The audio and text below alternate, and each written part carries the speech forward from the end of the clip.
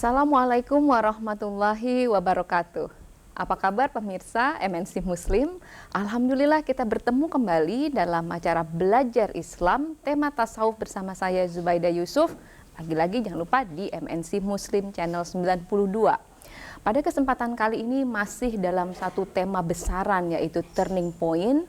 Saya kehadiran seorang bintang tamu yang sangat menarik perjalanan spiritualnya. Beliau adalah Ibu Ane Hasyana. Assalamualaikum Ibu. Waalaikumsalam. Terima kasih udah mau datang. Ibu Ane datang ke sini untuk berbagi tentang, ini judulnya agak unik pemirsa, yaitu merangkul si anak nakal. Tapi bukan tentang anak seperti yang Anda bayangkan. Yang dimaksud dengan anak nakal ini adalah penyakit atau sakit yang biasa kita kenal sebagai kanker. Pada kesempatan kali ini saya perlu mengenalkan bahwa Ibu Ane ini adalah seorang pegiat sosial, pekerja sosial dengan seabrek rutinitas dan kegiatan yang luar biasa. Beliau memiliki sekolah, kemudian sanggar dan banyak kegiatan-kegiatan sosial yang lain. Bu Ane sebelum masuk ke ini boleh cerita nggak ini tentang sanggarnya, itu sanggar apa sih?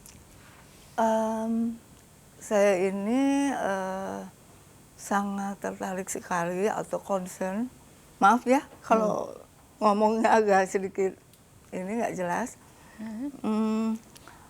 terhadap budaya Indonesia. Gimana pun juga kita punya budaya yang sangat tinggi kan. Nah makanya Itu udah banyak dilupakan ya? Iya. Udah banyak ditinggalkan karena Betul. arus budaya modern dari luar. Ya. Kebetulan di rumah itu ada yang menyumbangkan angklung. Bukan menyumbangkan sih sebetulnya. Itu memang angklung dipunyai oleh sekelompok orang. Nah di situ yang dibinanya itu adalah anak-anak pemulung. Yang dimana mereka yang main angklung itu anak-anak yang dulunya kita bina dari sejak mereka bayi. Jadi pada saat mereka berumur di bawah 5 tahun, kita mengadakan posyandu ya, PMT, membina mereka. Kenapa Jadi saya? dari semenjak mereka masih usia dini, Ya, gitu kita ya? ini posyandu. Setelah mereka masuk SD, ada yang masuk SMP, ada ini.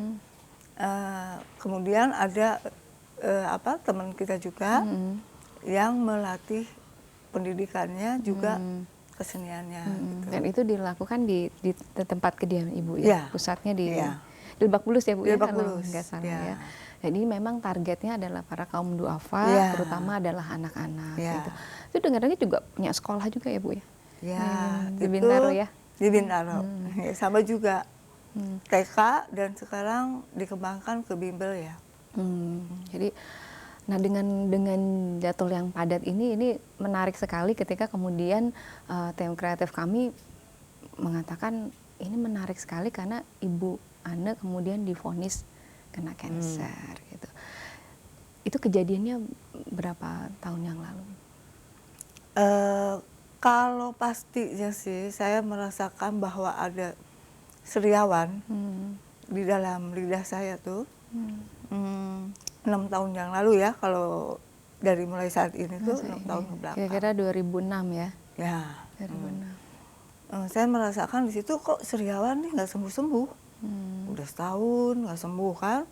Nah udah saya karena saya punya ibu juga menderita kanker, cuma lain tempat ya.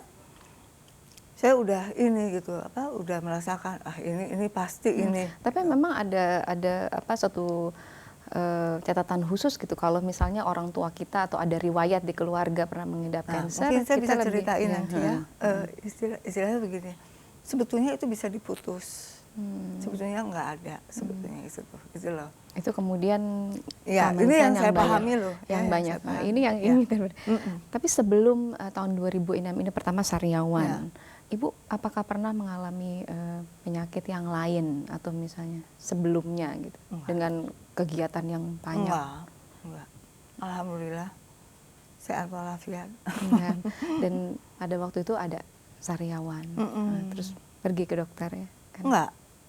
Saya ini aja kan pada saat itu 2006 itu saat-saatnya saya banyak anak-anak saya mulai besar kan, harus sekolah. Jadi banyak sekali biaya yang mesti keluar. Sedangkan kalau saya, menurut feeling saya bahwa saya tuh sakit kanker, itu kan perlu penuntasan. Jadi bukan hanya sekedar buang kutil kemudian selesai kan, bukan begitu. Jadi perlu biaya besar.